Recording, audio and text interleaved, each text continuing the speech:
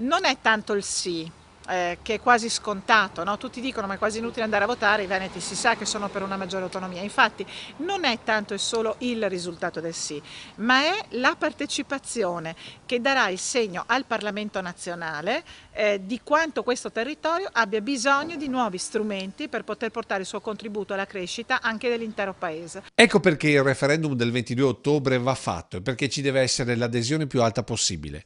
A sottolinearlo la parlamentare che di fatto con un emendamento ha messo in moto tutta la macchina legislativa che ha permesso al Veneto di chiedere alla massima corte italiana la consultazione ben sapendo che non poteva più essere negata. Credo che un'occasione storica come questa, data dalla Corte Costituzionale ai Veneti, meriti il nostro impegno in modo trasversale. Quindi al di là dei partiti, secondo la parlamentare che sottolinea come ogni movimento debba impegnarsi per ottenere la massima adesione. Bisogna informare quanti più cittadini possibili sui contenuti concreti poi dell'autonomia, di come sarà il negoziato, di quali sono le competenze che potremmo chiedere via via, sarà un percorso molto, molto lungo, anche si comincerà con alcune materie, poi si potranno allargare e le risorse finanziarie necessarie per gestirle e soprattutto far capire ai veneti quanto è importante partecipare. Per questo, proprio l'onorevole Rubinato si sta già attivando per i comitati per il sì. Aspettavamo la data perché io, ma anche tantissimi altri amici, anche del Partito Democratico, della base, anche del centrosinistra,